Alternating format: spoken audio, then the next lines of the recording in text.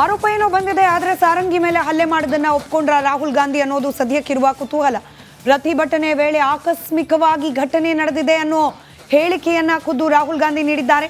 ಉದ್ದೇಶ ಪೂರ್ವಕವಾಗಿ ನಾನು ತಳ್ಳಿಲ್ಲ, ಪ್ರತಿಭಟನೆ ಸಂದರ್ಭದಲ್ಲಿ ಇದು ಆಕಸ್ಮಿಕವಾಗಿ ಆಗಿದೆ.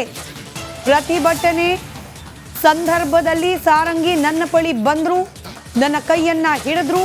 ಈ ವೇಳೆ ತಳ್ಳಾಟ ನೂಕಾಟ ನಡೆದು ಗಾಯವಾಗಿದೆ ಅಂತ ಹೇಳಿ ಪರೋಕ್ಷವಾಗಿ ಆದ ಘಟನೆಯನ್ನ ಒಪ್ಪಿಕೊಂಡಿದ್ದಾರೆ ರಾಹುಲ್ ಗಾಂಧಿ.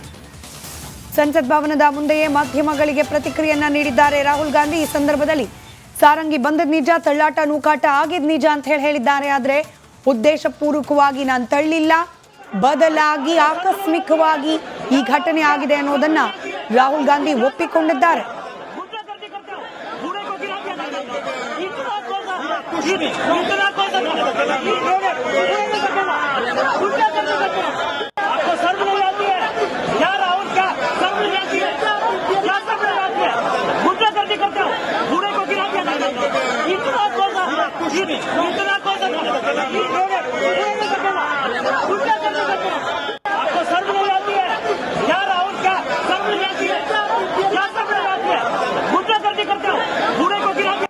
ये पार्लियामेंट की एंट्रेंस है, इसमें मैं अंदर जाने की कोशिश कर रहा था तो बीजेपी के एमपी जो थे वो मुझे ऐसे रोकने की कोशिश कर रहे थे, धकेल रहे थे और मुझे धमका रहे थे, तो वो हुआ है।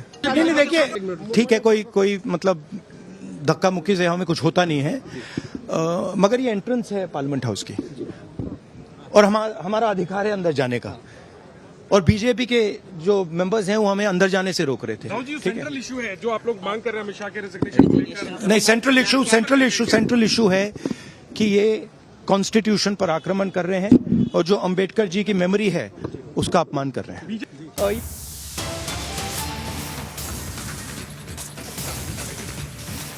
ಐಸಿಯುಗೆ ಶಿಫ್ಟ್ ಆಗಿದ್ದಾರೆ ಸಂಸದ ಪ್ರತಾಪ್ ಸಾರಂಗಿ ಅನ್ನೋ ಮಾಹಿತಿ ಇದೆ. ಸಾರಂಗಿ ಹಾಗೆ ಮುಖೇಶ್ ಇಬ್ಬರು ಗಾಯಾಳುಗಳು ಕೂಡ ಆಸ್ಪತ್ರೆಯಲ್ಲಿ ದಾಖಲಾಗಿದ್ದಾರೆ. ಇದೀಗ ಪ್ರಧಾನಿ ನರೇಂದ್ರ ಮೋದಿ ಅವರೇ ಕರೆ ಮಾಡಿ ಆರೋಗ್ಯ ವಿಚಾರಣೆಯನ್ನ ನಡೆಸಿದ್ದಾರೆ ಅನ್ನೋ ಮಾಹಿತಿ ಇದೆ. ಸಾರಂಗಿ ಹಾಗೆ ಮುಖೇಶ್ ಇಬ್ಬರಿಗೂ ಕೂಡ ಮೋದಿ ಫೋನ್ ಕಾಲ್ ಮಾಡಿದ್ದಾರೆ. ಗಾಯಾಳುಗಳ ಆರೋಗ್ಯವನ್ನ ವಿಚಾರಿಸಿದ್ದಾರೆ ಪ್ರಧಾನಿ ನರೇಂದ್ರ ಮೋದಿ. ತಳ್ಳಾಟ ನೂಕಾಟದ ಸಂದರ್ಭದಲ್ಲಿ ಗಾಯಾಳುಗಳಾಗಿ ಆಸ್ಪತ್ರೆ ಸೇರಿದ್ದಾರೆ ಸಂಸದರು. ಇಬ್ಬರಿಗೂ ಕೂಡ ದೂರವಾಣಿ ಕರೆ ಮಾಡಿ ಆರೋಗ್ಯವನ್ನ ವಿಚಾರಿಸಿದ್ದಾರೆ ಖುದ್ದು ಪ್ರಧಾನಿ ನರೇಂದ್ರ ಮೋದಿ.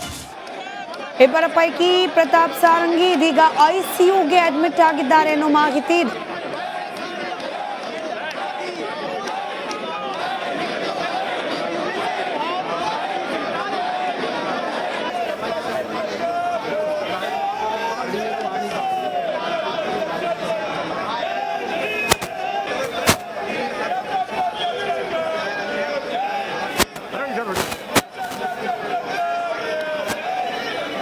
ಒಂದು ಕಡೆ ರಾಷ್ಟ್ರ ರಾಜಧಾನಿ ದೆಹಲಿಯಲ್ಲೂ ಕೂಡ ಪ್ರತಿಭಟನೆ, ಹಾಗೆ ಬೆಳಗಾವಿಯಲ್ಲಿ ನಡೀತಾ ಇರುವ ಚಳಿಗಾಲದ ಅಧಿವೇಶನದಲ್ಲೂ ಕೂಡ ಅಂಬೇಡ್ಕರ್ ಅಪಮಾನ ವಿಚಾರವೇ ಕೂಡ ಇವತ್ತು ಸದ್ದು ಮಾಡಿದೆ. ಹೀಗಾಗಿ ಇದೆಲ್ಲದರ ಡೀಟೇಲ್ಸ್ ನೊಂದಿಗೆ ನನ್ನ ಮೂವರು ಕಲೀಗ್ಸ್ ಏಕಕಾಲದಲ್ಲಿ ನೇರ ಸಂಪರ್ಕದಲ್ಲಿರ್ತಾರೆ.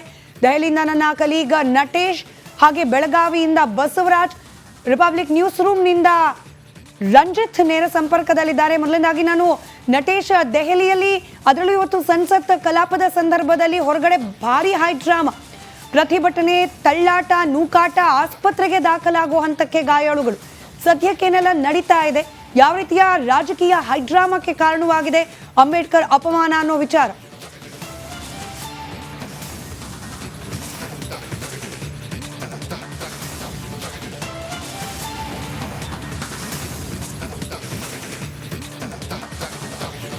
ಸ್ಮಿತಾ, ಏನು ಅಮಿತ್ ಶಾ ಅವರು ರಾಜ್ಯಸಭೆಯಲ್ಲಿ ಕೊಟ್ಟಂತಹ ಅಂದರೆ ಅಂಬೇಡ್ಕರ್ ಅವರ ವಿಚಾರವಾಗಿ ಕೊಟ್ಟಂತಹ ಹೇಳಿಕೆ ಏನಿದೆ ಇದು ಸಾಕಷ್ಟು ಚರ್ಚೆ ಆಗ್ತಾ ಇತ್ತು. ಇಂದು ಕಾಂಗ್ರೆಸ್ ಅಂದರೆ ಇಂಡಿಯಾ ಮೈತ್ರಿಕೂಟ ಏನಿದೆ, ವಿಪಕ್ಷಗಳು ಸಂಪೂರ್ಣವಾಗಿ ಇಂದು ಪ್ರತಿಭಟನೆಗೆ ಮುಂದಾಗಿರುವಂಥದ್ದು. ಪ್ರತಿಭಟನೆ ಏನಿದೆ ಇದು ತೀವ್ರ ಸ್ವರೂಪವನ್ನು ಪಡೆದಂತಹ ಸಂದರ್ಭದಲ್ಲಿ ಬಹಳ ಅತಿರೇಕಕ್ಕೆ ಹೋಗಿದೆ ಅಂತಲೇ ಹೇಳ್ಬೋದು. ಯಾಕಂದರೆ ಬಿಜೆಪಿಯ ಇಬ್ಬರು ಸಂಸದರು ಈಗಾಗಲೇ ಆಸ್ಪತ್ರೆಗೆ ದಾಖಲಾಗಿರುವಂಥದ್ದು. ಪ್ರಮುಖವಾಗಿ ರಾಹುಲ್ ಗಾಂಧಿ ಇವರ ಮೇಲೆ ಹಲ್ಲೆ ಮಾಡಿದ್ದಾರೆ ಎನ್ನುವಂತಹ ಆರೋಪವನ್ನು ಕೂಡ ಈಗ ಬಿಜೆಪಿ ಬಹಳ ಪ್ರಮುಖವಾಗಿ ಈ ಒಂದು ವಿಚಾರವನ್ನ ರಾಹುಲ್ ಗಾಂಧಿಯವರೇ ಸ್ವತಃ ಒಪ್ಕೊಂಡಿರ್ತಕ್ಕಂಥದ್ದು. ಅಂದರೆ ರಾಹುಲ್ ಗಾಂಧಿ ಅವರು ಹೇಳ್ತಾರೆ, ನಾನು ಒಳಗಡೆ ಎಂಟ್ರ್ ಆಗ್ತಾ ಇದ್ದಂಥ ಸಂದರ್ಭದಲ್ಲಿ ಅವರು ನಮ್ಮನ್ನು ತಡೆಯೋದಕ್ಕೆ ಪ್ರಯತ್ನ ಮಾಡಿದ್ರು. ಆ ಸಂದರ್ಭದಲ್ಲಿ ಈ ಒಂದು ಘಟನೆ ನಡೆದಿದೆ ಅನ್ನುವಂಥದ್ದನ್ನ ಸ್ವತಃ ರಾಹುಲ್ ಗಾಂಧಿಯವರೇ ಒಪ್ಕೊಳ್ತಾರೆ. ಆದರೆ ಈ ಒಂದು ವಿಚಾರಕ್ಕೆ ಸಂಬಂಧಪಟ್ಟಂತೆ ಮಲ್ಲಿಕಾರ್ಜುನ ಖರ್ಗೆ ಅವರ ರಿಯಾಕ್ಷನ್ ಏನಿದೆ, ಇದೊಂದು ರೀತಿ ಏನೋ ಜಟ್ಟಿ ಜಾರ್ ಬಿದ್ದರೂ ಮೀಸೆ ಮಣ್ಣಾಗಲಿಲ್ಲ ಅನ್ನೋ ರೀತಿ ಇರುವಂಥದ್ದು. ಅಂದರೆ ಅವರು ನಮ್ಮ ಮೇಲೆ ಹಲ್ಲೆ ಮಾಡಿದ್ದಾರೆ ಎನ್ನುವಂಥ ಆರೋಪವನ್ನು ಮಲ್ಲಿಕಾರ್ಜುನ ಖರ್ಗೆ ಮಾಡ್ತಾ ಇರ್ತಕ್ಕಂಥದ್ದು. ಅಂದರೆ ಒಂದೇ ಪಕ್ಷದಲ್ಲಿ ಇರ್ತಕ್ಕಂಥ ಇಬ್ಬರು ನಾಯಕರು ಬೇರೆ ಬೇರೆ ರೀತಿಯಾದಂಥ ಹೇಳಿಕೆಗಳನ್ನು ಕೊಡ್ತಾ ಇರ್ತಕ್ಕಂಥದ್ದು ಇದೀಗ ಸಾಕಷ್ಟು ಚರ್ಚೆ ಕೂಡ ಉಂಟಾಗ್ತಾ ಇರ್ತಕ್ಕಂಥದ್ದು. ಅಂದರೆ ಇಬ್ಬರ ಮೇಲೆ ಹಲ್ಲೆ ಆಗಿರ್ತಕ್ಕಂಥ ವಿಚಾರ, ಈಗ ಅದಕ್ಕೆ ಸಾಕ್ಷಿ ಬೇಕಾಗುತ್ತೆ.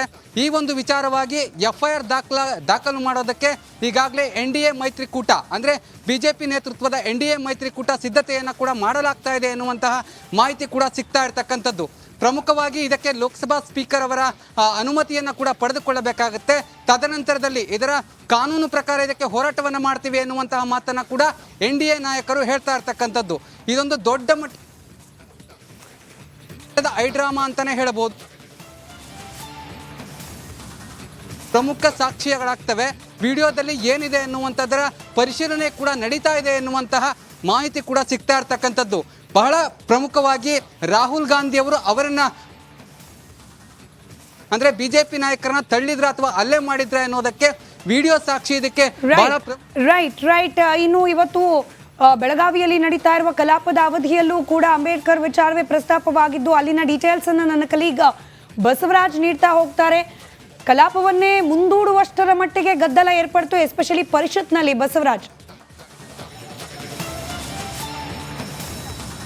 ಖಂಡಿತ ಸ್ಮಿತಾ, ಎಲ್ಲೋ ದೆಹಲಿಯಲ್ಲಿ ಹೊಟ್ಕೊಂಡಂಥ ಕಿಚ್ಚು ಈಗ ರಾಜ್ಯದಲ್ಲೂ ಕೂಡ ಮುಂದುವರಿತಾ ಇರ್ತಕ್ಕಂಥದ್ದು. ಪ್ರಮುಖವಾಗಿ ಇದು ಸುವರ್ಣಸೌಧದಲ್ಲಿ ಇವತ್ತಿನ ಅಧಿವೇಶನದ ಕೊನೆಯ ದಿನ.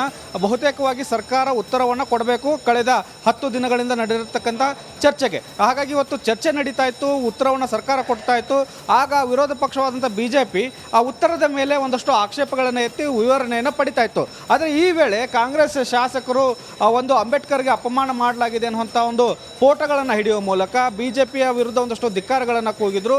ಹೀಗಾಗಿ ಸದನದಲ್ಲಿ ಎರಡೂ ಸದಸ್ಯರುಗಳ ನಡುವೆ ವಾಗ್ವಾದಗಳಾಯಿತು. ಕೊನೆಗೆ 10 ನಿಮಿಷಗಳ ಕಾಲ ಅಧಿವೇಶನವನ್ನು ಮುಂದೂಡುವಂಥ ಪ್ರಸಂಗ ಕೂಡ ಬಂತು. ಆದರೂ ಕೂಡ ಕಳೆದ 1 ಗಂಟೆಯಿಂದ ಅಧಿವೇಶನ ಎರಡೂ ಉಭಯ ಕಲಾಪಗಳಲ್ಲೂ ಗದ್ದಲಗಳಾಗಿ ಈ ಒಂದು ಮುಂದೂಡಿದ್ರು ಕೂಡ ಇನ್ನೂ ಕೂಡ ಆರಂಭ ಆಗ್ತಿಲ್ಲ. ಕಾರಣ ಒಂದು ಕಾಂಗ್ರೆಸ್ ಕೂಡ ಹಿಂದೆ ಸರಿತಾ ಇಲ್ಲ ಪ್ರತಿಭಟನೆಯಿಂದ.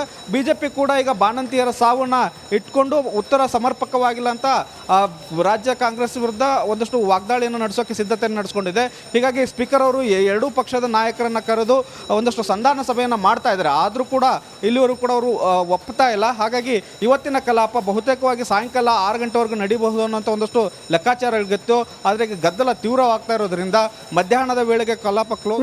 ರೈಟ್ ಸಂಪರ್ಕದಲ್ಲಿರಿ ಬಸವರಾಜ್. ಮತ್ತಷ್ಟು ಬ್ರೇಕಿಂಗ್ ಅಪ್ಡೇಟ್ ಲಭ್ಯವಾಗ್ತಾ ಇದೆ.